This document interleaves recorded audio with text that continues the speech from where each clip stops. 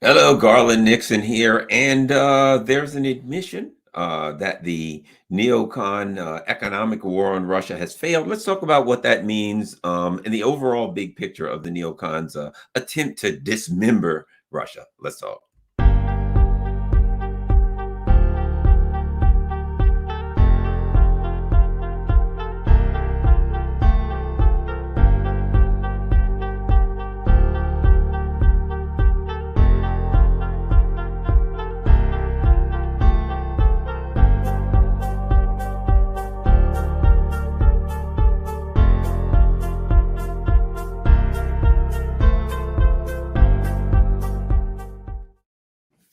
Hello, Garland here, and let's get right to it.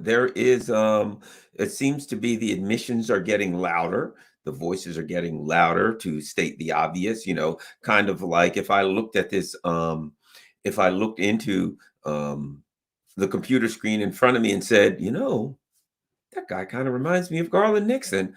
You know what? I think it is Garland Nixon. That's right. That's Garland Nixon. Well, everyone who is watching this live stream would say, "Who? I don't know who this guy is, but he has a firm grasp of the obvious." That's Garland Nixon I'm looking at. Well, it looks like after a year of beating themselves in the head with a hammer. Not that they're going to stop. Don't get me wrong. I mean, some people just like to beat themselves in the head with a hammer, but the Western leaders have decided. No, let me change that. The Western leaders are not beating themselves in the head with a hammer. They're beating their electoral constituents in the head with a sledgehammer, with a baseball bat. They're throwing their bodies in a wood chipper. They're destroying their future. They're wiping out everything that's dear to them. But the elite ruling class, let's face it, they usually come out financially more secure, shall we say, whenever there's a disaster. So let's start by looking here. What am I talking about? Is there any evidence? Well, Garland Nixon has said this, and you know what people like to say, without evidence. So let's look at the evidence. Let's look at the evidence. So the Spectator today has a great article, and it is why the economic war against Russia has, and notice this word, failed. Before we really get into this, let me say this. Let me make a quick comment about this. That's definitive. They're not saying why the Spectator, they're known to have ties to to very, very strong ties to a number of political groups, entities in the EU. I have heard they have ties to the Tories, but who knows well. But they're saying this has come out of some ruling elite class mouths, right? So why the economic war against Russia? Keep in mind the term that is used here. Failed. I'm very big, as most of you know, as a former investigator and a guy who taught investigations, one of the things that's important is language. People overlook the language that people use, the very specific language. They're not saying it's not doing well. They're not saying all we have to do is crack down on secondary sanctions. We need to improve. We need to fix. The New York Times, I think, recently had a pretty stupid article, and it was about why. Let me see. Is this another one? This is just stupid stuff. Why Western sanctions failed to truly impact the wealth of Russia's billionaire oligarchs, as if that's all you have to do. All you have to do is hurt the billionaire. So that was Forbes. A lot of foolishness. But the Spectator is clear. Why the economic war against Russia has failed. Let me add this. We'll open that back up and we'll talk about the importance of the verbiage that's used here. Number one, why the economic war against Russia has failed. Let's start here. It's an admission that there's an economic war against Russia. Now, we already knew this, but this is the ruling class. It is critical. This is the ruling elite class saying, yes, it's an economic war against Russia. If you remember very early in the conflict, I believe the economic minister, the finance minister, whatever the hell, of France came out and said, we're launching an economic war on Russia. And people said, whoa, not so. Hey, what do you talk about war on Russia? And he backed down. But we all knew the plan. It was an economic war on Russia. We're going to talk about even more, but let's look at this article and talk about the two. So there were two things, right? In this headline. Number one, it is an admission that there's an economic war, right, on Russia, and it is a statement about that economic war. What is the statement about economic war? That it has failed. Not that it is failing, not that it may fail, not that there could be. No, that it has failed. It is a concrete statement. It is a declarative sentence. There was an economic, it's like saying the assassination attempt against Garland. Why 12 ninjas crawled down his from the roof of his house, went in his bedroom window and went to take him out, but he wasn't home. So the assassination attempt, right? There was an assassination attempt. There was 12 ninjas going against Garland. They came in his house and he wasn't home. So you admit there was an assassination attempt. You admit that it was that it didn't work. That it was not something that was successful, right? Okay, so let's talk about this economic war that has failed. Game over. Once it's failed, that man, look at that. They got a picture of him jumping into Putin, jumping into money. Let's continue. And they talk about that.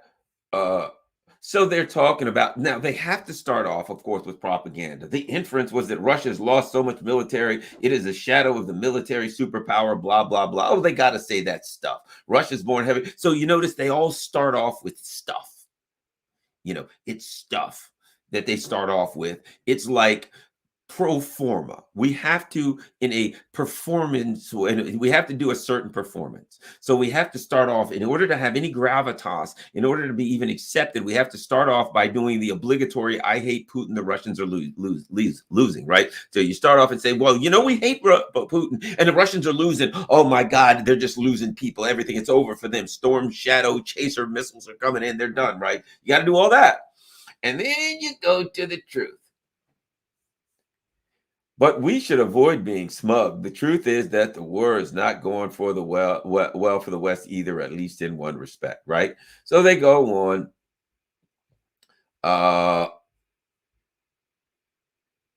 And they say the other prong. So this is the second prong of their war, right? So they go on to say there were two prongs here, right? Let's talk. So they go on to say there's a two-prong war here, if you look at it, right? And they mention the first prong as military, the kinetic war, right? We're going to have a kinetic war against Russia. That's part one. But then they go on to say the other prong has turned out to be blunt. The plan to wage economic war with Moscow, unleashing financial shock and all on a scale that has never before seen before. Russia was to be cut off almost entirely, sanctions, boycotts, blah, blah, blah, right?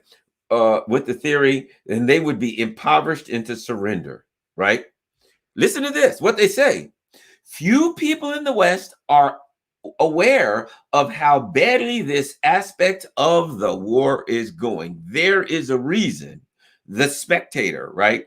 There's a reason that few people in the West are aware, because people like you and the Spectator have been lying to them. You've been telling them how bad the Russians are doing. They're losing men. They're, one Ukrainian soldier with a shovel just took out a brigade of Russians, killed them all. They were heavily armed, tanks, armor, everything. He threw the shovel in the air and took out Su-35s, 57s, you name it, right? You've been lying to them. Yes, most people in the West have no idea how the conflict is going in any way, kinetic or otherwise, and it's because people like you have been lying to them. Let us continue.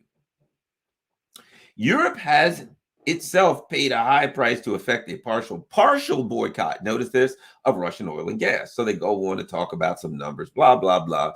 But these figures do not explain the scale of the failure to damage the Russian economy. Now, keep in mind this. What are they saying here? They're not just saying this didn't work. They're saying we didn't damage the Russian economy.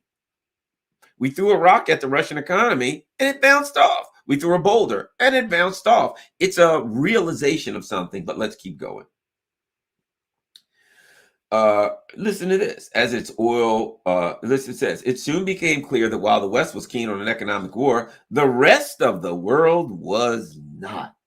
As its oil and gas exports to Europe fell, Russia quickly upped its exports to China and India. So what are they saying? People need gas and oil. Hey, we ain't going to buy your gas and oil. Ha, ha, ha. And the rest of the world's like, did I hear somebody say there's gas and oil available at a reasonable price? Hey there. Hey, here I am right over here. Gas and oil. We'll take it. It's just that they slammed into reality. And the reality is this: if you have a commodity and people want the commodity, you ain't got to break your neck to sell that commodity. You ain't got to worry about it. All you got to do is say it's available. It's called market insistence. Everybody wants your product. So when the West says, we'll fix you, we'll stop buying your product, the rest of the world was like, I think that means more for us at a better price. And the rest of the world was like, screw you guys anyway in the West. You mean nothing to us. We can't stand you. We're buying Russian oil. So reality, how's this? Let's put this another way for the neocons. You misplayed your hand. You're idiots. You didn't understand world economics. And now you do understand. Can we do it this way? You didn't understand world economics and international economics, and now you do. You should thank the Russians. They gave you a great lesson, a lesson in that you're a moron. Hey, all we got to do is stop buying Russian gas and oil, and everybody else will too. And the rest of the world like just looked at you and was like, well, how stupid are you guys? Yeah, well, that neoliberal economics is working so well for you. Keep it up. Keep it up. You're trying to spread it to the rest of the world. Let me just say this. The neoliberal version of capitalism that's experienced in the West right now, right? That is all the evidence you need to know that these idiots don't know anything about world economics. All you got to do is look at what they're doing. Hey, what's the plan there, brilliant neocons? Hey, I think we'll just deregulate Wall Street and let the people do anything they want. Well, oh, what, Glass-Steagall? I don't need it. Completely deregulate the banks on Wall Street and let them loose. And what could possibly go wrong there? So that's how much these people know about economics. So then when they went after Russia, it was like just as bright. Hey, what are you going to do? I got an idea. Russia's got gas and oil. We'll stop buying it. And surely everybody else will too. Let's continue. What do you know? Russia quickly upped its exports to China and India. No. Russia did not up its exports to China and India. China and India was already buying it. But now they can get it cheaper and they can get more of it. They can't buy it fast enough. Russia didn't export. Here's one way to put it. Russia increased their exports to China and India. Here's another way to put it. China and India bought more of Russian exports because they could get plenty of it cheap and they already wanted it. China and India is like, hey, thanks. I mean, that's all they'd have to say to the U.S. empire. Thanks, guys. That's really worked out for us. We got some cheap oil and plenty of it. Keep up the good work, right? Where some of the Russian oil listen to this, exported to India appears to have been siphoned back to Europe with a rise in the number of ships taking refined oil from India through the Suez Canal. So let me just understand this straight. We're not buying oil from the Russians anymore. However, if they send it to China and India and then process it and then sell it back to us at a higher price, well, we'll buy it then. I can't understand why that's not hurting Russia. We stopped buying their oil formally. We just buy it on the gray market now. How could they possibly still make any money? If you're that stupid, you're going to lose the economic war. What we're determining is this. Here's the other thing that they found out, that they couldn't live without Russian gas and oil. So they said to each other, oh, join together in a room. We ain't buying Russian oil and we ain't buying Russian gas. And then they all left the room and said, how the hell do we get more Russian gas and oil? Because we're screwed if we don't. Oh, I know. Call India and China. Hey, guys, can we buy some Russian oil and gas? Sure, we'll sell it to you at twice the price. Thanks. Just don't tell our citizens. They're going to be pissed if they understand what we've done to them. There you go. And I'm sure China and India is like, yeah, they'll never get a peep out of us. We're getting paid, man. So China and India is getting all the Russian oil they want to the point where they can process it and sell it back to these morons. And these morons then buy it and then look at each other and then write an article in the Spectator. Gee, dude, this is confusing. I mean, yeah, are we undermining our own sanctions because we can't live without Russian and oil or oil and gas? Fair enough. But how come it didn't destroy the Russian economy? Yeah, I'll just leave you alone on that one and let them, maybe at some point they'll figure it out, but I don't think so. There seems to be some siphoning in other directions too. That blah, blah, blah. It says a disturbing growth in exports of countries bordering Russia. Oh, what do you think? Kazakhstan, all these countries around former Soviet countries that literally live off of this gigantic monster. So they're all on the periphery of Russia. They're all living. Some of them are still connected to the Russian power grid. They're getting their electricity from Russia. Russia is one of the top food exporters. They're getting their food from Russia. They're getting gas. They're getting coal. Everything's working well for them. And you come along to Kazakhstan or whoever the hell ever and say, hey guys, here's what we need you to do. We need you to stop buying gas from Russia at a dirt cheap price and buy LNG from us from 7 to 10 times the price. And you know what? Kazakhstan and these other countries are saying, like, what kind of idiots do you think we are? We ain't Germany. We're not France. We're not the UK. We got a brain in our heads here. We're not idiots. We're going to keep buying it. We're going to keep eating. We're going to keep living a decent life. The people in Germany and France and UK, if they don't have enough sense to go get themselves, I don't know, whatever they need to get to change their leadership, if they don't need to have a chance to look at their leaders and say, you idiots, you're destroying our economy. If they're going to let them get away with it, fine, we ain't doing it. That's basically what they're. Let me interpret that to you. The people, the nations who live on the border of Russia, who aren't Western Europe, who aren't these Eastern Europe fruitcakes, are wise enough to look out for their own people.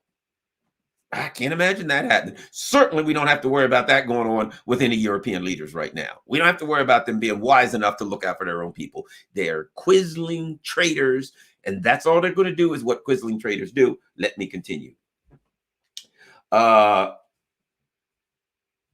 So they go on to say, basically, you read it, the Russians can get whatever they want. There's ways to get around. I know ways to get around sanctions, and I'm just a schmuck. If I know ways to get around sanctions, you think, first of all, if you are in Europe and you're selling wine or whatever, right? And you've been making $1 million a year, $10-20 million a year in the Russian market, you ain't trying to give that up. You're going to ship it to Kazakhstan or wherever the hell. It's going to get on a train there. Some dollars are going to be changed, some rubles, some rupees, some francs, whatever the hell. And that train load of wine's going into Moscow, and you're going to get that money back. That's what people are doing. That's all that's going. And now these idiots are like, I can't understand why our top trading partner that's keeping us alive, man, we couldn't destroy their economy. And we're still buying stuff from them. And we can't possibly stop or our economies will be destroyed. But I can't understand why our magical plan to take out Russia didn't work. Let us continue. Very important sentence. Very important sentence. First sentence of the last paragraph. I like to read the last paragraph because the last paragraph is always important. Let's look at it together. The last paragraph is going to tell you more than any other paragraph. The West embarked on a sanctions war with now, again, you admit there's a sanctions war. And what's the second part? An exaggerated sense of its own influence in the world. Well. Pride goeth before a fall. What do you say? And they've admitted it. We decided to do this, and we thought we ran the damn world. You know, that's called the rules-based international order. What that's saying is what Garland always says. The U.S. position is we must protect and maintain this U.S.-led order in this world where we are in control of everything. And Garland Nixon says, A, we're already in a multipolar world. Your economic, military, etc. power, diplomatic power is greatly decreased. You're too late. You're trying to preserve a Western European neocon-led order that people don't want, and it's already gone. And what do they say? That there's an exaggerated sense of its own influence around the world. What that is the West still thinks it's in charge. The West, forget the West. The U.S., Washington, D.C., Foggy Bottom. They think they're in charge of the world, and they aren't. They're running into a brick wall. And they're ordering people, South Africa, you must do what we say. And South Africa's like, get out of here with that. You listen to your mutton heads. Oh, yeah, we'll fix you. You know, Mali, you must do what we say. Mali's like, out. Get out of here. Yankees, go home. Oh, yeah, we'll fix you. Mexico, we know we got Mexico. Hey, AMLO, do what we say. And AMLO's like, free Assange. Like, holy crap, free. Did this man just say free Assange? He's right next to us. He's not allowed to say free Assange. AMLO's like, free Assange. Yankees. or I guess gringos, I don't know, whatever. You get the picture. People ain't listening no more. They don't care. You're not in charge. There's new sheriffs in town. You ain't it no more. Let's keep going. On this last paragraph, we must continue until the end.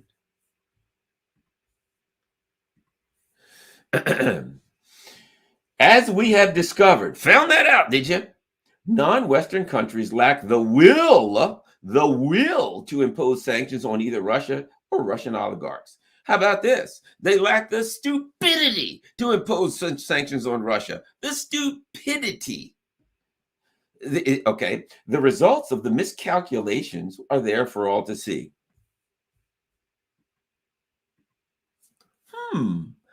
Miscalculations. That's interesting. Interesting word. You know, it has such a mathematical sound to it. You know, like, hey, you know, I added up 5 and 5 and came up to 11. Geez, I'm counting my fingers and 9, 8, 10. I'm confused. A miscalculation. I just can't get the numbers right. It sounds so benign. It sounds so innocent. A miscalculation. So let me understand this straight. You started a war that could potentially turn into a nuclear conflict and end and be an extinction level event for humankind. And you made a miscalculation. You tried to destroy a country of 150 million people, starving people to death, which you knew would wipe out the economy of Europe, which was the plan. And eventually you wanted to wipe out the economy of China. That's your plan, which will, of course, then, since the whole world lives off China, mass starvation, destruction all over the world of world economies, wiped out, etc., including your own. And you made a miscalculation. I think you made a whole lot of miscalculations. So they go on to say the IMF forecasted that the Russian economy will contract by 8.5 and 2.3. It turned out that and in fact, it's going to rise. So your plan was it's going to drop by 8.5%. Okay, let's look at a miscalculation. And what did you get? It's actually going to grow by 0.7%. So you missed it by more. So that sounds like you were 9.2% off. That's a pretty significant miss there, buddy. Everything you did flopped. Let's continue. And that is in spite of the war in Ukraine going much more badly than many imagined it would in February of last year. As if a war can go well. It's a war. It's people are going to die and things are going to get blown up. That's badly, no matter what happens.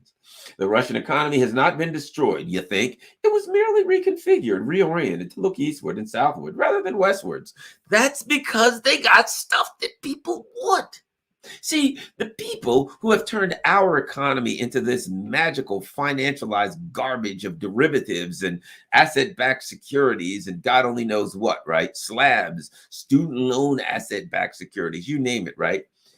The people who turned it speculative. It was just an economy of financial speculation and magical financial tools to turn nothing into money and then to just print your way out of this disastrous economic way of doing things. They've done that. And it should be shocking to no one that they couldn't predict what would happen to the world's economy. They damn sure couldn't predict what would happen to theirs. Their argument was, if we do the stupidest thing in history, which is to deindustrialize our country and to turn into magical asset-backed security derivative crap, that somehow that'll work. It didn't work. It ain't working. It's going to hell. You're $30 trillion in debt. There's no hope to pay that debt or fix it. And so I guess the rest of us shouldn't be surprised. Let's look at another article before we go any further. And that is, here's this. How idiot, stupid are these people? Why Western sanction had failed to impact the wealth of Russia's billionaire oligarchs, right? Andrei Milenovich, Robert Abramovich, Vladimir Putin, right? Now let's start off with how stupid these people are. Abramovich, he's no friend to Putin. He's just a guy. He's just a rich guy who moved to the West and he owns soccer teams and stuff like that, right? So why would you go after this guy's money? For one reason and one reason, because he's racist. Is it because he's supporting the war? Nah. He's close to the leadership? Nah. He's done nothing. His crime is that he's Russian. He committed his crime at the birth canal. That is racist. That is very racist. What you have done is you have made it obvious to everyone that the United States and Europe are extremely racist entities, and that they will point their racism towards an entire group, and that is Russians. That's it. Now, when I use the term racism, I'm not, don't get me wrong, I'm not implying that the Russian, it's an ethnicity, it's whatever you want to call it. Yes, it's not a race. I don't mean racism in the technical sense, in that these people are a different race and they're hated because they're a different race. I don't mean it in the technical way. I mean it how it's used in street. I mean it in the jargon way. You know what I mean? Jargon, in the common jargon, not the technical perspective of it, right? We're not looking for the etymology of the word. This is not a scientific discussion. A lot of times when I use a term, I use it from the perspective of street jargon, how people use it every day. From that perspective, the word racism is a perfect word. In other words, you hate people because they were born, their mother and or father was Russian. That's all their crime. That's it. So therefore, you have to take their money, you have to take their stuff. Why? Because they were Russian. No other reason. You have exposed yourself to the Russians. You have exposed yourself as racist to the Russians. And the Russians are like, they hate us because we're Russian. Well, that ain't good. So perhaps we better not do business with these people anymore. So when this is over, not only have you ensured now that your economy is crap in Europe, but you've also ensured that afterwards the Russians will never trust you again. That the Russians they will do business with you, yes, because they're smart business people. They ain't going to give you no economic breaks. They're not going to do anything for in your favor. They're not going to set up long-term contracts that ties them to you. They will sell you the stuff at market price with no discounts. You're going to have to come crawling back to them, and who cares? You won't be in a position to, because you're owned lock, stock, and barrel. Europe is owned lock, stock, and barrel by the U.S. Neocon. So Europe is, I hate to say it, Europe is toast. But so there's this, here's the thing. Western sanctions failed to impact the wealth of Russia's billionaire oligarchs. Well, got bad news for you, too. That's this article, right? Yeah, well, it failed to, here's let me see, here we go.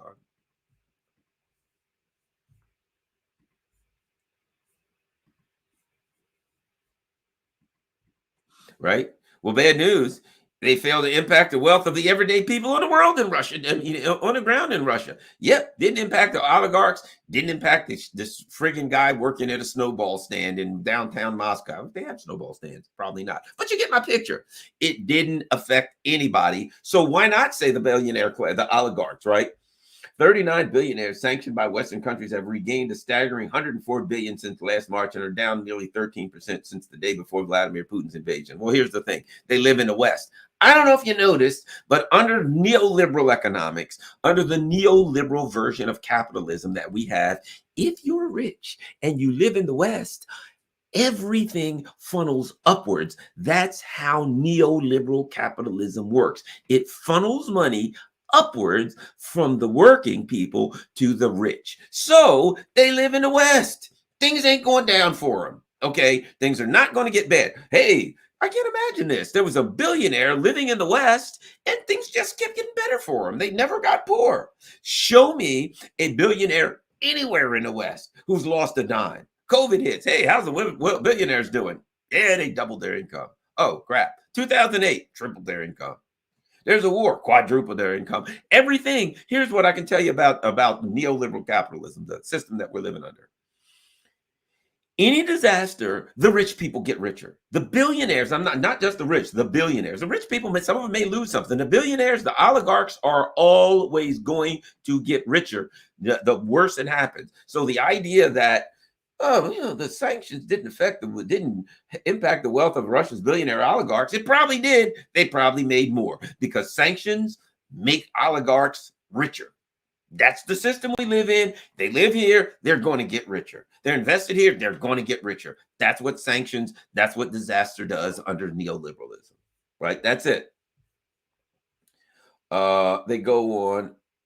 Abramovich had to give up his beloved Chelsea soccer team, part of the blah, blah, blah, in a sale forced by the British government. He's just right, just fine, right?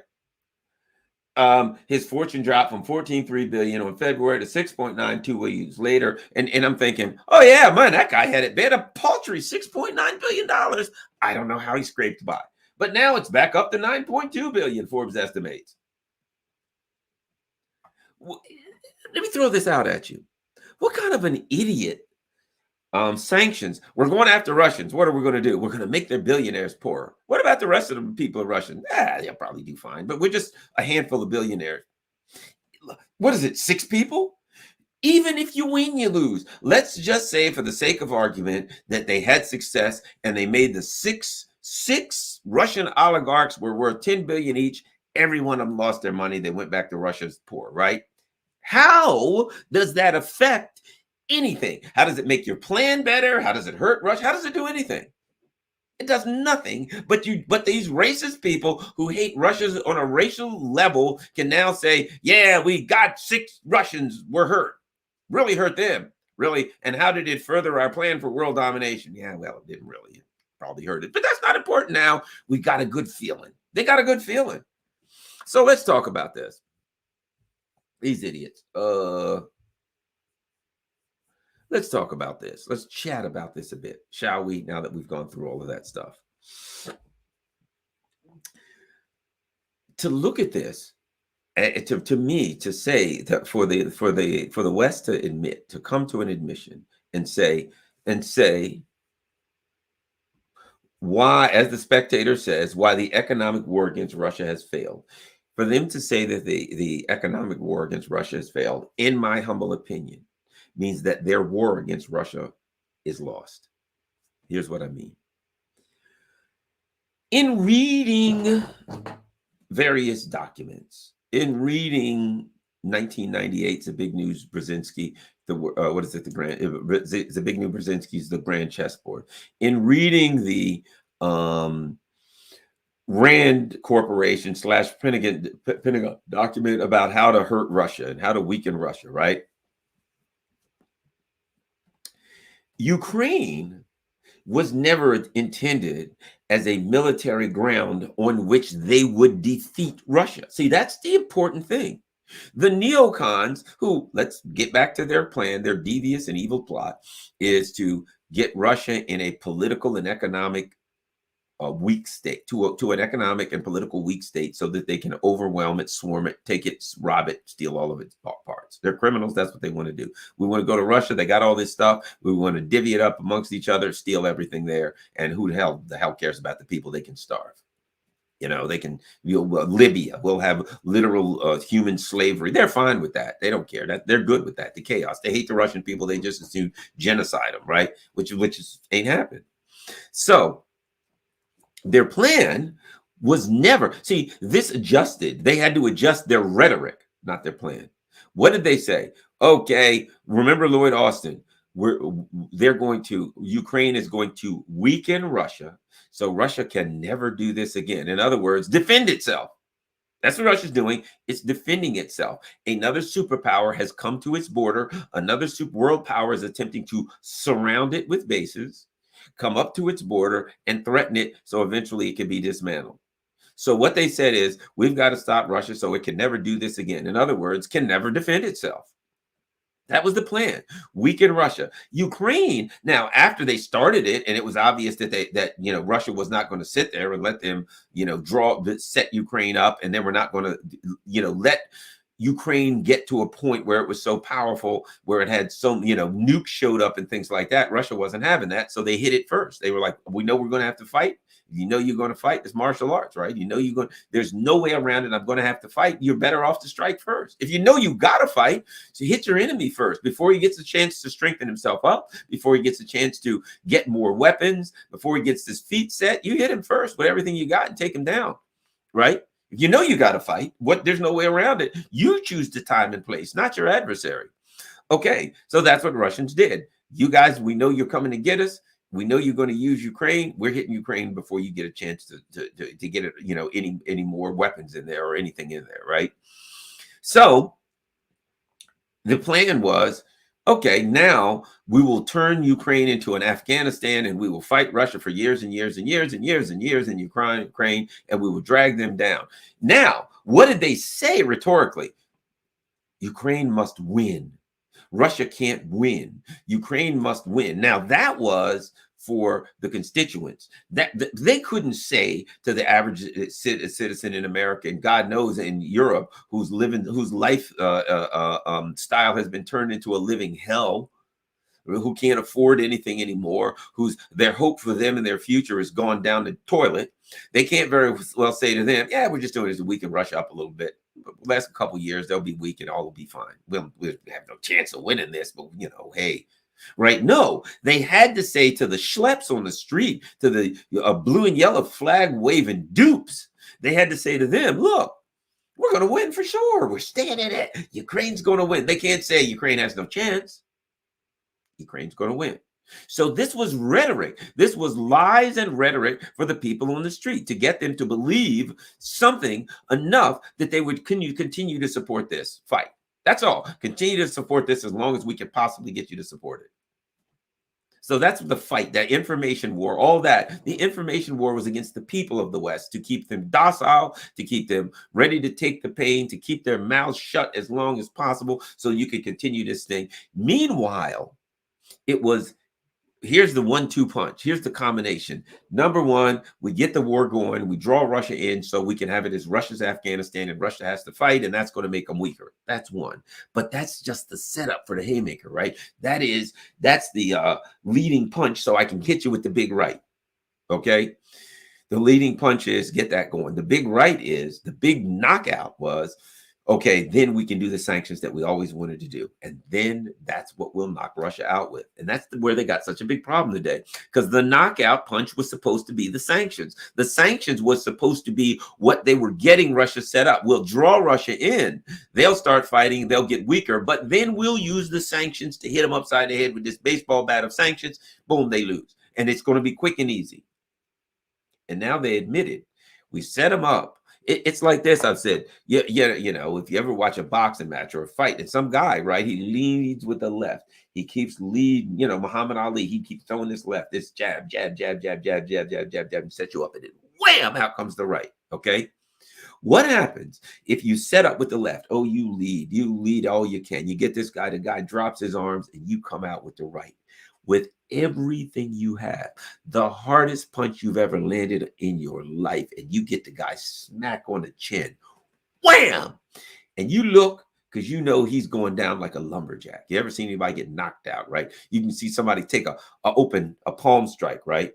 Man, you catch a palm strike to the chin, somebody comes shoulder and everything into it, and that palm comes out. That palm strike comes out right on the chin.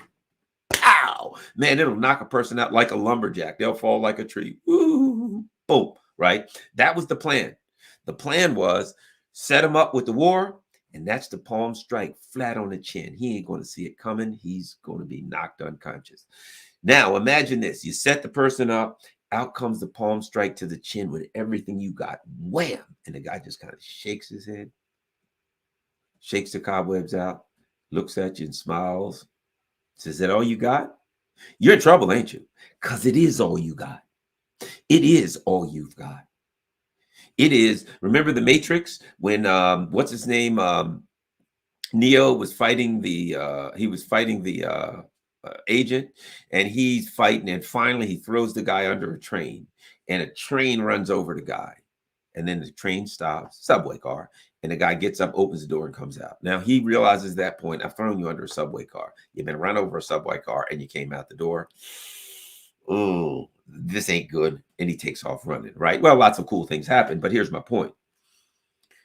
They struck him with everything they had, and they threw him under a subway car, and they knew they were dead. Well, that's it for the Russian economy. Boom, we hit them with everything we had. Look at your watches. We got hours. Hours. The ruble's going to be rubble. And Russia just shook their head, shook out the cobwebs a little bit, and smiled and says, is that the best punch you got, buddy? Let's finish this thing. Come on. I'm ready. That's the best punch you got. I'm okay with that one. That ain't all that bad. I thought you had something. I thought you look strong and powerful, and you're well trained, and you're ready to roll, and you set me up and you hit me with the hardest punch you had. Didn't really bother me that much. Come on, let's finish this thing. You better turn and run. You're gonna get your butt kicked. Have already determined that you can hit this guy as hard as you can, and he's just gonna smile and shake the cobwebs off and keep coming. Get the hell out of there. Hope you can outrun him at that point, because you ain't beating him. You hit him with everything you got. Okay, here's my point. That's where the West is. That's the admission by the Spectator. The admission by the Spectator is the economic war against Russia has failed. Well, here's my question. That was the hammer. That was the bomb. That was everything you were supposed to hit them with, and you hit them with it, and they smiled and looked back at you and said, "Okay, let's continue. Let's continue." You don't have anything. Now you're in a world of hurt. What are your options? What are their options? To just continue? So now that the economic war has failed, there's something else that has to be taken into account. Now that the Spectator admits this thing has failed. We tried to take them out economically and it failed. But there is another side of the economic war, and that is that your people are suffering, that it cost you dearly. So now the West, so now the US, and particularly France and Germany and Italy and UK, have to look in the mirror and say, we suffered. See, the US didn't just say to you, we want you to do this. They said, we want you to take a hit. We want you to take a butt whooping. Economically, they did. So you threw everything you had, and you are suffering bad from this. Everything's going up. Everything's going in the wrong way. And now you have to admit that it ain't going to work. It didn't work, and it's never going to work. So now what? Realistically, so now what do the leaders of the West say to the European people? Do they just like, hey, yeah, that sanctions war against Russia, that remember we told you we were going to wipe Russia out and the ruble will be rubble? Yeah, it hasn't worked, and it's not going to work. And all the suffering that you're still doing, yeah, it's for nothing. Ain't nothing we can do at this point. In fact, it looks like Russia's going to start growing a little bit, but we ain't, because we're impoverished. So what do you say to them? So what's the plan there, elite ruling class of Europe? You're suffering, aren't you? Yeah. Well, it hasn't happened helped so far, hasn't done anything. And from the looks of the thing, our sanctions war have failed, and you're at the business end of suffering, right? Yeah. We're just going to keep doing it. That's it. You're just going to keep doing it. If the people of Europe accept that, they ought to starve. If the people of Europe are like, hey, let's see, the sanctions war has failed, and we suffered as a result of the sanctions war.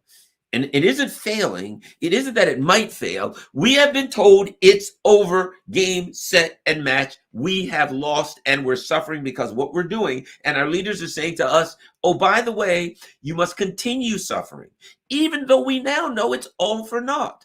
They have told you, you are suffering, and what you are suffering for is nothing. It's not going to work. It has failed. We're just doing it to you. Ain't going to work. It ain't going to help. Nothing. You get nothing of it. We can no longer say to you, you are suffering, so we can hurt our vicious, brutal enemy over here, Russia. Nah, they're doing fine, and they're getting ready to do better, but you ain't. And you're going to make the argument that you should keep doing this? That's what they're up against. So the question is, how long can they keep doing this? Now, let me add this. And you're in a position where you have to change the rhetoric. You have no choice at this point. The rhetoric has to go from, we're going to wipe Russia out economically, to, well, we can't wipe them out economically. So now it has to be, we've lost militarily. Oh, and let me ask you this. The diplomatic war around the world, how's that going? How is building a coalition of the willing to join together to take Russia out? How's that going? It ain't. In fact, in this article, they admit, yeah, nobody wants to join us. Africa, nah. Latin America ain't happening. Hardly any of, other than the puppets in Asia, they ain't down with it. How about the Muslim? You got to be kidding me. The Muslim world, forget it. Ain't happening. Right? So most of the world's against you, but these poor little group of schlumps, your political leaders in Europe, they're still on board. Why? Well, they ain't suffering. What do you think Emmanuel Macron, do you think Ursula von der Leyen, do you think they're worried about their gas bill? They're calling in every day. You know their biggest problem? What they're going to have for dinner. Ursula von der Leyen's calling in, and they're calling up, Mom, what would you have for dinner today? Let's see. Let me look over the menu. I'll have the pan-seared trout, braised asparagus. Oh, and a nice salad with Thousand Island dressing. Definitely not Russian dressing. Oh, we don't eat Russian dressing here. We go with Thousand Island. By all means, be gone with you. Be gone, peasant, and when you come back, have my food ready. That's what they're. So you think they give a crap about some poor schlump in Piccadilly Circus who's walking up to the outside of the pub that they once used to go in and down a couple of pints before they watch the soccer game, but they can't anymore because the pub's closed. And even if the pub's closed, they don't have money for a couple of pints because they're out of work. They're suffering. They're in misery. Everything's going to hell. Their economy, crime, you name it, hunger, everything. The UK is a friggin' third world. It's a third world country now. It is a third world country. That's what the UK is. Sorry about that, people in the UK. I wish it wasn't that way. I love you. I really enjoy going to London. One of my favorite places to visit. I'm just saying, you're screwed. But I don't have to tell you this. What do you have to do? If you're in London, you can walk out and walk down the street and look around and come back and call me. Hey, what do you think? Garland? Yeah. Just checked. Yeah. And what do you think? I'm screwed. Look out the window. What do you see? People run up and down the street screaming with their both arms up in the air, saying, I'm hungry. There you go. That's all the evidence you need. You don't need a lot of evidence. If you're in the UK, if you're in London, you know you're screwed economically. You know, it's kind of hopeless at this point. It's Rishi Sunak, yeah, that guy's going to pull you out. I kind of feeling that he won't. And all they got waiting for you is the next Liz Truss, the next Keir Starmer. The system is so rigged that even if you win, you lose. Even if you get, hey, good news, we've replaced Bojo with who? Liz Truss. Oh, well, Liz Truss only made a couple weeks. Who you got now? Rishi Sunak. Oh, who's next? Keir Starmer. It's a rigged game. You ain't winning. You've already lost. And now the sanctions have failed, and these idiots are just going to keep pretending like they haven't. They admitted that they have, but they're going to pretend like they haven't. And because the sanctions war was supposed to be the big missile that blew up the Russian economy, now they don't have one. And they don't have a plan. They're not winning. They've lost these sanctions by their own metrics. The sanctions war has been lost, and they don't have a plan. And what are they going to do? Because sadly and unfortunately for the Ukrainians, they're running out of Ukrainians. They're running out of them. It's a sad word. It's a sad a phrase to use. I hate to say that. It's almost like we're running out of candy. We're running out of wood. We're running out of fuel. The neocons, and with Biden and these people in the White House, they're using that kind of language because let's face it, they're sociopaths. Blinken and those guys. I feel bad about it because they're human beings, right? But Biden's like, hey, how we doing on Ukrainians? We're running a little short right now. We're down to our last 50,000. Oh God, we only got 50,000 Ukrainians left. I thought we had more than that. Don't you have some Ukrainians you can dig? Old ones, young ones, whatever. Yeah, we're gone down to age 10. We'll go down to 9, for God's sake. I want more Ukrainians out on that battlefield. We're running out of them. And get me some Poles out there, too, and Romanians. The hell with them. I never like the Poles anyway. Throw them on the battlefield. We need to get them. We need for Russia to keep firing artillery, and they ain't going to fire if it ain't no bodies to get torn apart. Damn it. Get me some Poles out there when we run out of Ukrainians because it looks like we're running short. So that's how they look at the world. The Ukrainians are not people. They are cannon fodder. They are fuel to be burned for the Neocon project. So now, you know what they're doing, sadly? This is what they're doing. I'm going to tell you exactly what they're doing. Anytime it's in the Spectator why the economic wars against Russia has failed, they know it's failed. They also know what we're talking about right now. They know that was the plan to take out Russia. And since the economic wars failed, they don't have a plan. So now, you know what they're doing? They're trying to figure out what to do. They're like, what do we do? I don't know. You have a plan? I thought you had a plan. I don't have a plan. Somebody's got to have a plan. Let me tell you a story. I was working for the governor's office in the state of Maryland, and I was running at that time. It was called the Homeland Security Review Committee, right? And we were to put together a manual, And this manual, this was crap, right? I did it. I mean, they paid me to do it. And I was, working for the governor's office at that time. So, I was Joe law enforcement, schlump. And this is what they told me to do. And it's going to make sense here. So I said, and you'll understand the mentality of these people, these like government employees or like lifetime people who only know how to do committees and stuff like that.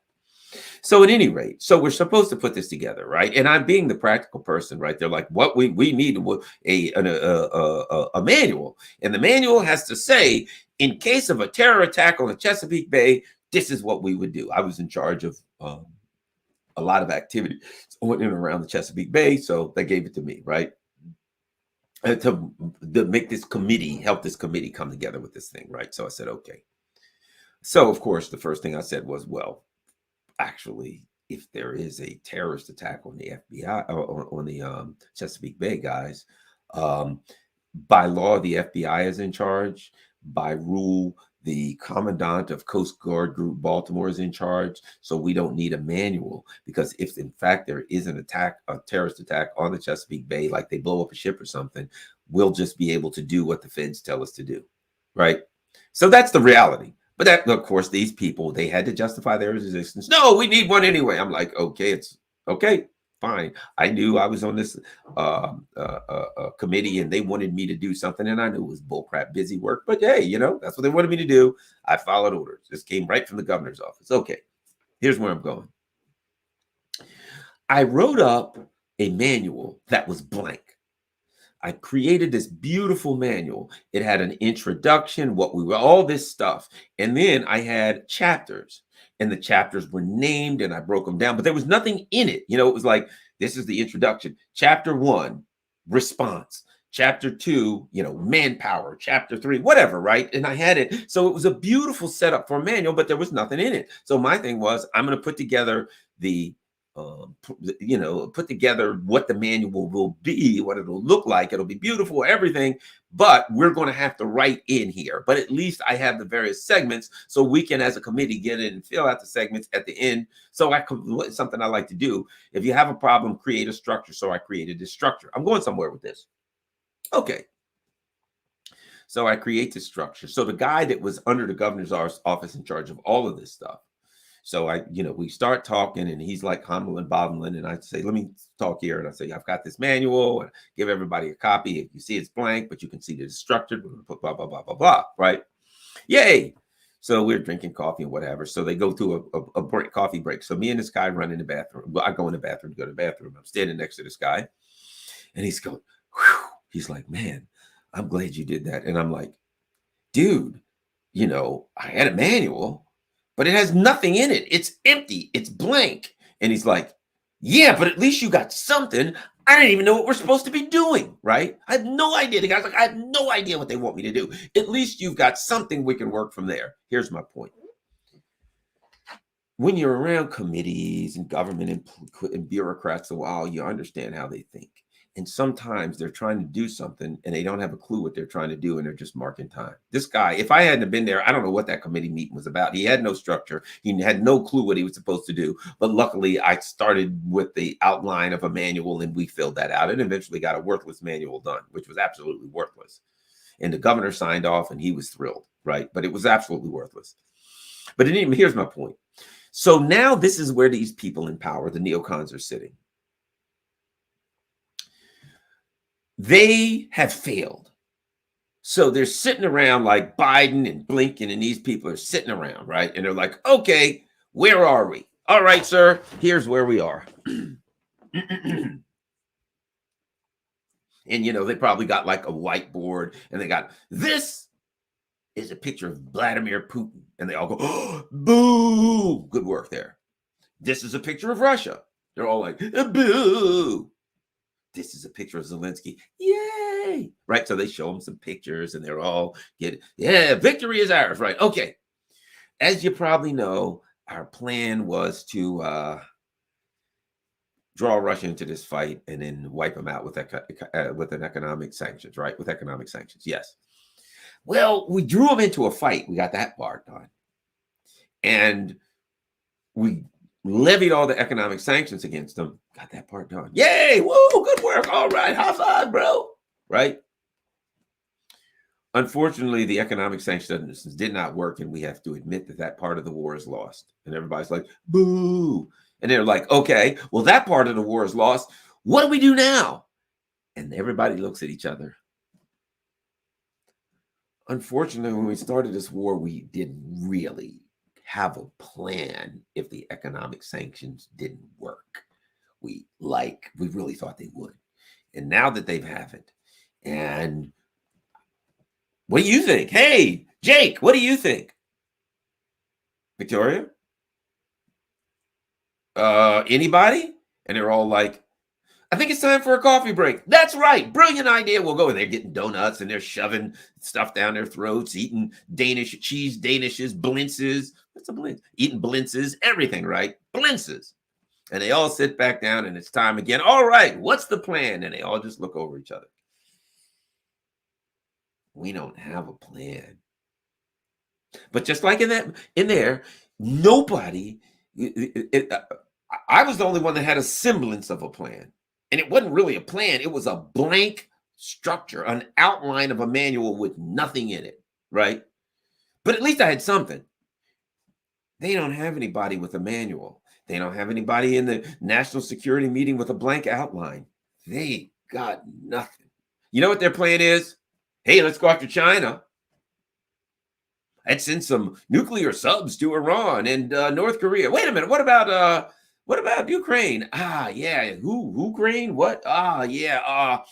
We'll have another meeting about them next week. Let's talk about China. Boy, that Taiwan's interesting, huh? Taiwan Straits. We got to send some more ships through there. Call, get me an admiral right now. I want ships going through the Taiwan Straits before the sun goes down today. That's their plan. They got none. They have no plan. They have nothing. They're going in no direction. They have run into a brick wall. They have no ideas. And now you know what they're doing? They're just day-to-day basis. Hey, what do you think we should do today? Call somebody and see if we can get some more, I don't know, Challenger tanks or something. Hey, how about some missiles, some kind of missiles? That's it. That'll look good on the front page of the New York Times. Shadow-proof missiles, shadow band missiles, shadow everything, shadow something or other missiles, storm chaser missiles, all of them. Send them. Is it going to help them win the war? No, but what else are we going to do? We've already lost. That's it. To admit the economic loss is to admit the loss of the war. And to admit the loss of the war is to admit the death of the rules-based international order, which simply means the U.S.-led hegemonic system. It's already dead. They just can't admit that it's dead. It's dead when you say to little teeny countries in Africa, you better do what we say. And they say, get out of here, Yankee. No. We're putting up a statue to the Wagner Group. Get out of here. It's dead. You go to little teeny countries in South America. You better do what we say. And they're like, screw you, gringo. Go home. Boo, down with Uncle Sam. Get out of here. You've lost. You've lost. It's over. There is no rules-based international U.S.-led order. It's over. And now all they can do is go to meetings and eat blintzes and drink coffee and stuff their faces. And from the looks of Victoria Nuland lately, I think she better miss a few of the blintzes. Just throwing that out there. Ease off with the blintzes. Go to the salad tray, Victoria Nuland, the way you're looking these days. I know that's not nice, but I'm just saying I hate Victoria Nuland. So every now and then you got to throw an elbow when you really don't like somebody. For God's sake, she's responsible for the deaths of tens of thousands of persons. If I can't hit her with a joke every now and then, hey, what kind of world is this? No point doing a YouTube show. Anyway, so that's where we are. What's this is? Someone says something about a spy. U.S. government complains about journalists in Russian jail who is actually a spy, but Gonzalo. Oh, okay. Just wanted to read that. I saw the word spy. So at any rate, so there we are. So now they backed themselves into a corner and there's no way out. Russia is planning to fight, and Russia's going to fight a long time. Russia's ready to fight. Russia ain't going to stop fighting. They can't stop fighting.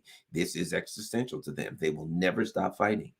And now the U.S. has admitted that they lost the economic war, which was the only war they ever really had anyway, that they had any realistic hope of winning. And so now they got to lie to their people, which is rough, because what are you going to do? You're going to keep saying to the people, we're winning, we're winning, we're winning. and they're just, the losses are astronomical. And whatever Russia's going to do, you can sit here and people can push back. Oh, the Russians are losing in Bakhmut, Smockmut, Frokmut, wherever. You can name all the towns that I've never heard of. You can say Russians are winning. You can say they've moved 2 kilometers in this direction, 2 kilometers back in that direction. All the stuff that people on a day-to-day basis get freaked out over. I don't. Right. I'm not like watching the military summary channel. I look at it every now and then. And I mean, if you want to know, it's great. You know, they got little blue lines, yellow lines, red lines. They slide in this direction one day, they slide back in that direction the other day. Prigozhin said this. Oh, no, the flanks are weakening. The flanks are strengthening. Right. That's what everybody's into. Right. Not me. Because ultimately, and Putin knows this because he's a martial artist. It only matters who goes home at the end of the day. If I can fight longer than you are, if my advantage is that I can fight longer than you will and you'll run out of breath, then I'm going to try to fight you as long as I can. I'm going to keep sticking and moving, and I'm going to drag this thing out. You're some big overweight guy and I'm smaller and I can go longer, right? I'm not going to just walk up and let you punch me. I'm going to keep you moving till you get tired and then you'll drop on your own, right? Russia looks at it like this. It's next door. We got a very short supply line and plenty of supplies. We're going to keep fighting. I feel like Russia's best bet is what they're doing, and that is to just drag this thing out and watch their enemies collapse. Your enemies are fools. So that's where Russia is. Russia doesn't. That's, I don't. That, like I said, on the day-to-day basis, the mental highs and lows of who took a village, who took a hill, who took some kilometers, the high-rise area of this country, who took the industrial zone. Oh my God, not the industrial zone. It's the industrial zone has fallen. Oh, it's gone back. What difference does it make? As far as Russia's concerned, they're fighting the industrial zone. They lose it, they take it. They lose it, they take it. You know what they're counting? How many Ukrainians did we kill? How many HIMARS did we knock out? How many anti-aircraft systems we knocked? That's what they're counting. They're not counting how many kilometers they took or lost. They're attriting the other army. They're going to run out before you do. And you know who else is going to run out of stuff? Europe. They're going to run out and they're going to go broke at the same time. So Russia's good with what they're doing. Now that the West has admitted, now that the Spectator has admitted that the economic war against Russia has failed, has lost, as far as I'm concerned, the war is lost. The war against Russia is lost. If the economic war they're on their border. They can fight a long damn time. How long they've been in Syria? Not on the same level, but they've been fighting.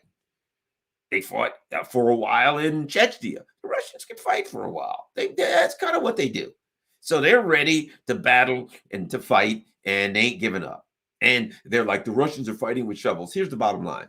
That was, preposterous foolishness. But here's the truth. They can't lose this. It's existential. If they lose, their country gets torn to shreds and spread to the winds amongst the U.S. and its allies.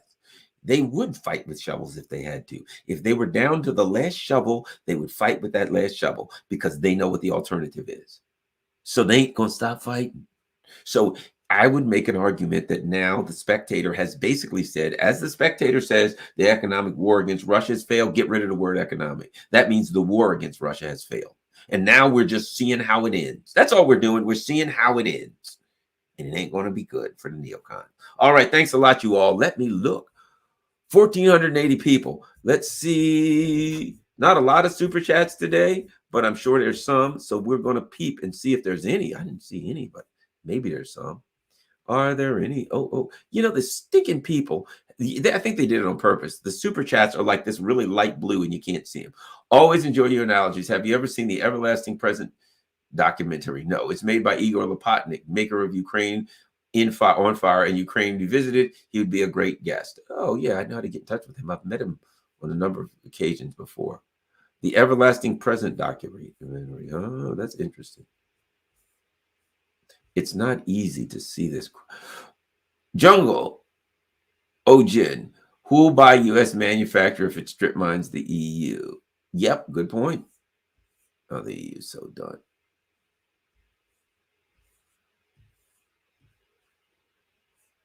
I'm looking for some color. I wonder if it's a way to change the colors on my, the EU is moving to a war economy when it is deindustrializing. What could possibly go wrong? Well, the EU can't move to a war economy. See, that's the problem. It can't, because it would have to have the industry to do that. And let me add this. To move to a war economy means that they got to crank up their industry. To crank up their industry, what do you need for industry? Energy, gas. So let's just say, for the sake of argument, the EU really decided we're going to crank up our industry so we can make weapons against Russia. They're still getting a lot of gas and oil from Russia. What do you think Russia would do? Oh, okay. You're going to get all those factories going so you can build stuff to blow us up? Yeah, we're cutting off the rest of it. So they can't build a war economy and as the U.S. is deindustrializing them and moving everything to the U.S. They can't build it as long as they're still paying so much for energy, because the U.S. is taking them off Russian energy. So even if they want to go to a war economy, they can't do it, and they're too broke. Besides, it takes some money. Oh, let's see. Thanks, Matthew Rains. I'm looking for some super chats, and it ain't easy because these maggots have changed the color on me. But no wonder I didn't see any. They're usually bright colored and they stick out real well, but not now. But at least they're light blue, and I will see some at some point. Maybe there just isn't any. I'm gonna keep looking. Every now and then I'll just read one. How about this? I'll just read one. Here's one. Croaky says, I think that the EU leaders visited Epstein Island because the US definitely has something on them. Well, that's who they are. They're members of the ruling elite class. They don't care about us. As Michael Jackson said, all I want to say is that they don't really care about us. Regular schlumps. All right, I'm looking. There could be more, but so far, no more super chats, which is fine. But if there are any, I want to make sure that the people who did the super chats, wow, there's a lot of friggin' people. Okay, here we go. Phil in says, free Gonzalo and Julian. That's right, Phil, free Gonzalo and Julian. Thanks very much, Phil in. Cobb fan says, looks like many of these depleted uranium shells sent by the UK have been destroyed. I'm reading that too. There ain't nothing going to work for these people. They're in a losing. They're done. Thanks, Ari Magoo. Thank you very much. How about we go to Eric? Thanks a lot. Eric Suarez says, great show tonight. Keep up the good work, Eric. Eric's doing a lot of work on Venezuela. Alex Saab, he's got a great book on Alex Saab. Keep up the good work. Sparky, great work, Garland. Thanks a lot. Sparky's always in the house. Sparky's out there, man. Every time I turn on the RAN or whatever, there's Sparky in the house. All right, we're going to Rockfin. And we got a people. Bob Baker. Thanks a lot, Bob Baker. And John Ball.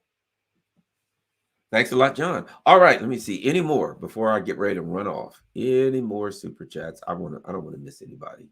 Okay, good. I'm glad I did. If you want to do a super chat, get it in now, because otherwise I'll miss you.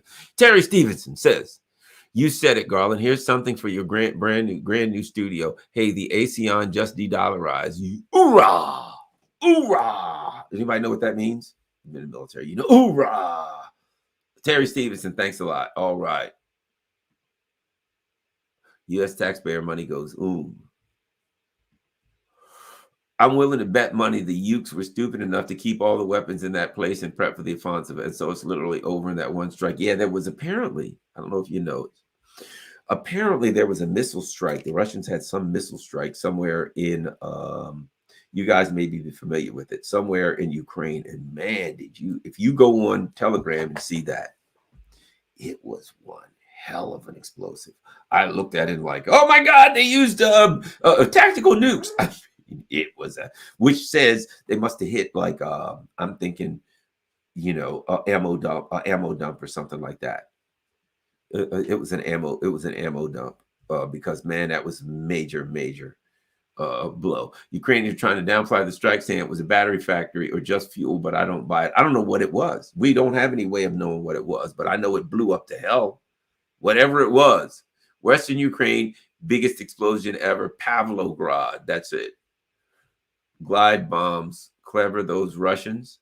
Mushroom cloud. Somebody says it shattered windows for miles. Glass makers in Ukraine are making bank. True power of the Kinzhal. Yeah, I don't know what it hit. But a lot of people, I guess Pavlograd, a lot of people are familiar with it. And, you've noticed that the Ukrainians are kind of saying, hey, we might have to rethink this thing. I think here's what I think. Let me look. We got another super chat I got to hit on too. What Tucker on Twitter with Tucker on Twitter now? What are the chances Twitter gets removed from app stores before 2024? You're right about that. Here's the other thing is this. I've seen some numbers with JFK. Like I saw one poll where he was at 35 and Biden was at 36. Like with no JFK not getting any play at all, JFK Jr., his numbers are going up, up, up, up, up, which wouldn't surprise me. I mean, let's face, I mean, that's JFK, RFK Jr. Let's be honest about it. He's RFK Jr., man. This is not a nobody. People think of how people are that think of the good old days. People think, yeah, the old good old days. Why? But America was America when men were men and, trucks were trucks and things like that. The old hearkening back to the good old days, right? And when they hear a name like RFK Jr., they think, yeah, if anybody could fix things, it'd be one of them Kennedy boys that come back now and straighten it. That's the way people think. Everything's all screwed up. Give me RFK. FDR Jr., where the hell is he? Bring back whatever, right? Eisenhower, where's Ike Jr.? If you were Eisenhower's grandson, run right now. FDR's great-grandson, run for it. Things are screwed up. And if your name's JFK Jr. and you start running, people don't need to know anything except, what'd you say that guy's name was? Oh, that's RFK Jr. RFK Jr., how do I vote for him? Let's keep a watchful eye on this guy. I'm not saying he's good, bad, or indifferent. I've read his website, looks great. I don't know anything about him. I'm not taking a position. I'm just saying, it wouldn't surprise me if he's on the move. And from the looks of the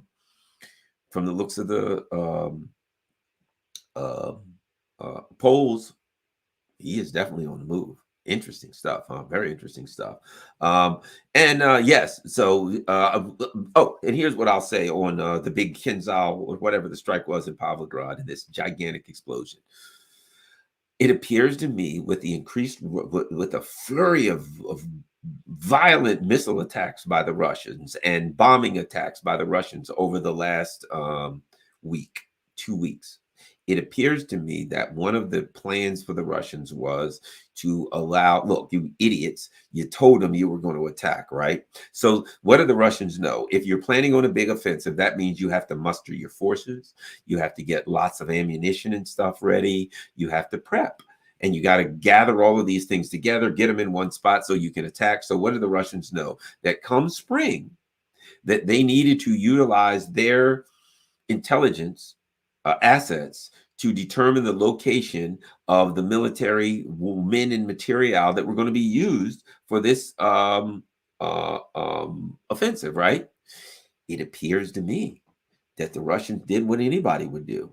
It appears to me that the Russians just sat back and watched for months and months and months and just watched them gather stuff and bring it together and get it in one area. And they watched and they found, from the looks of things, some kind of an ammo dump. And they watched them bring all this ammo in and bring all of these things in to prepare for this offensive.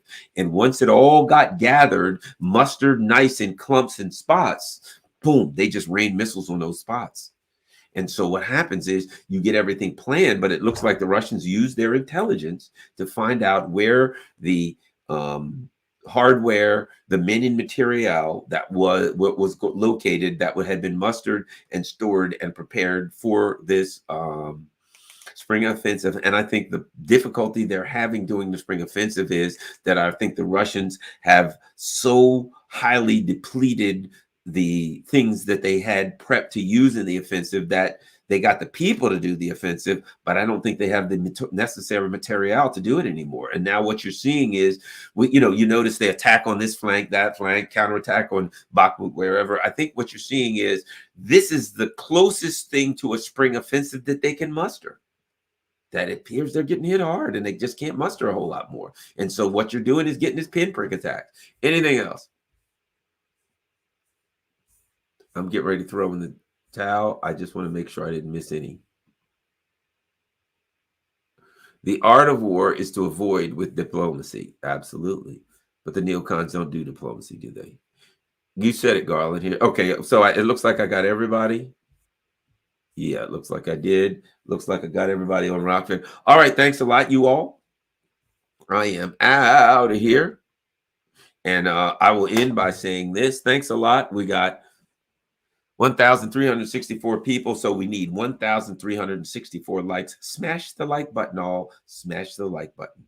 Also, don't forget, if you can afford to help the channel, we've got Patreon. If you can do 3, 5, or $10, $100 a month, whatever you can afford. Buy me a coffee is great. A lot of people are using buy me a coffee. You just like, it'll say buy Garland a coffee, $5. How many coffees do you want? 1, 3, 5, a million, however many you want. You can do that. Also, buy me a coffee is like PayPal now. You can now say, I want to do this 5, 10, 15, whatever, on a monthly basis, and you can become like a subscriber on Buy Me a Coffee, and you can do it monthly or just one at a time. So Buy Me a Coffee is great. And of course, there's Cash App, $, $DC Radio Man, if you can afford that. Follow me on Twitter. Last but not least, Rockfin, ROKFIN.com/Garland Nixon. Do not forget, they could throw me off YouTube anytime, and if they do, I will be or always still be on Rockfin. No advertisements, and it's a free speech channel, so there's no censorship. It's great. Love Rockfin. If you can afford it, doesn't cost anything. Just become a member. It's absolutely free to become a member. If you can afford to subscribe to my channel, I would really appreciate it. It costs $14.99 a month to be a subscriber to Rockfin channel. And if you sign up for a year, they only do